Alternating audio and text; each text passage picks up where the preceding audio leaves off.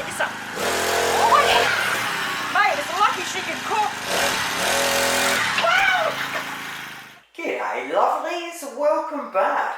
Alrighty, tonight we're going to be doing a review on a Westinghouse 5-cup rice cooker.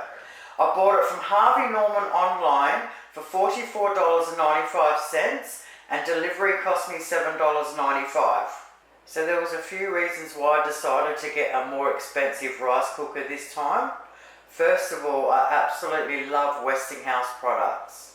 The second reason is I love the black and grey colour and it's going to go perfectly in my kitchen, and I have always wanted a black rice cooker. Now, as this was getting delivered, I was actually online with Kmart and they just brought out an Anko rice cooker in black for $14. It's literally only come out a few days ago, so if anybody does get that one, please write down in the comments below how it went. So the main reason I spent the extra money and got this Westinghouse one is that I bought a nice cheap one from IGA good 5-6 years ago. It was only about 15 bucks and it's done great. I mean, it's worked fine for the 5 or 6 years, but it's always stuck to the bottom and I've just got used to not using that centimetre of rice on the bottom. And when I looked this one up, all the reviews said it doesn't stick to the bottom and it does nice fluffy rice. So I thought, bugger it, I'm going to spend a bit extra and give it a crack.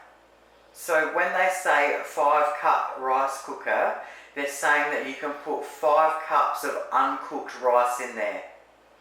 When they're talking about the cups, they're talking about their cup. So I've filled their cup with rice and I've got a 1 cup measurement here. So if we pour it in, I'm pretty sure it'll work out to roughly 3/4 of a cup. Which it does. So their 1 cup equals 3/4 of our normal cup. I've never used the cup that comes with it, I've always just used my own, and the rule is however much rice you put double the water in. So say if I put 1 cup of rice in, I put 2 cups of water in. If I put 2 cups of rice in, I put 4 cups of water in. The maximum amount of raw rice you can put in a 5-cup cooker is 3 3/4 of our cups. Now my cheap rice cooker never come with the steamer. It did come with the spoon but not the steamer, so that's a new thing to me. So we'll definitely use that down the track. And I know the Kmart cheap one also comes out with the steamer. So the normal thing to do would be to test it out with some plain rice, but I'm not going to do that. I'm going to give my savoury rice a crack in it. So what we're going to need is a little bit of olive oil or any oil you have, 1 medium brown onion, a couple of cloves of garlic or jar garlic, half a teaspoon of ground chilli powder.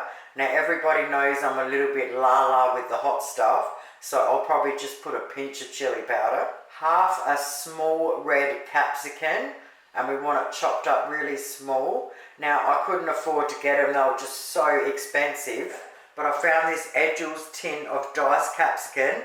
It's a little 125 gram tin, and that will do perfect.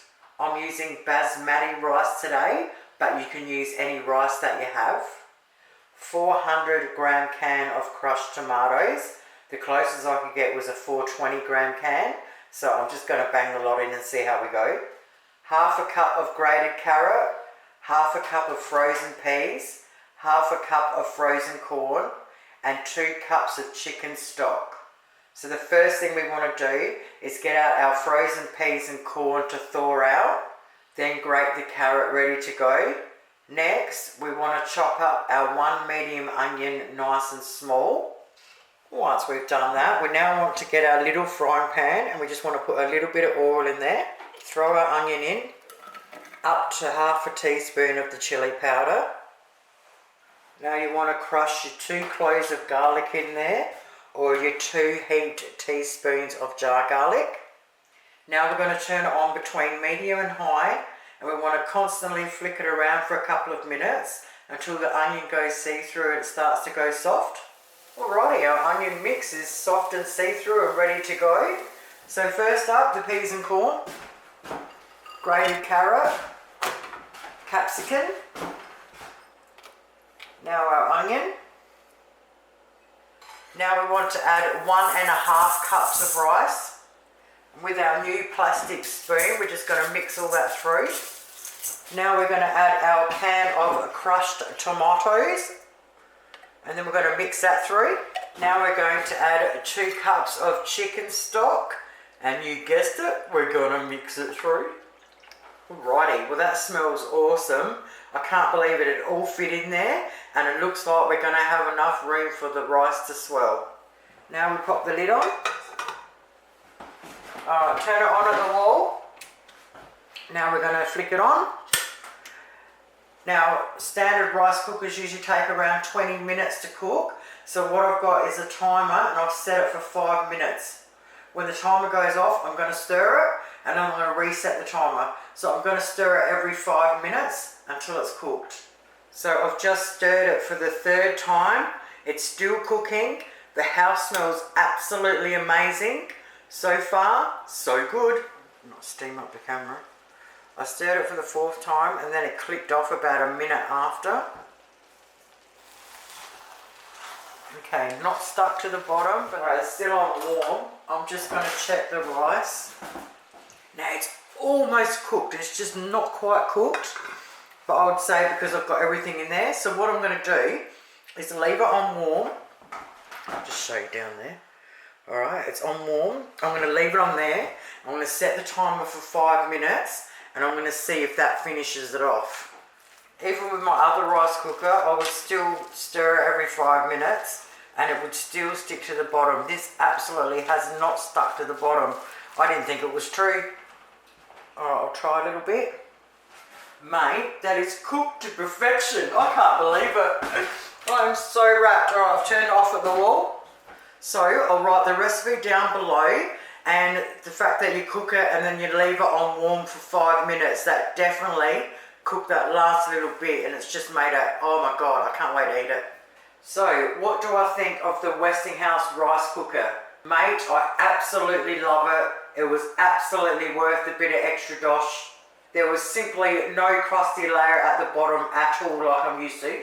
The rice absolutely come out fluffy, not big and gluggy like I'm used to. I am so wrapped with it.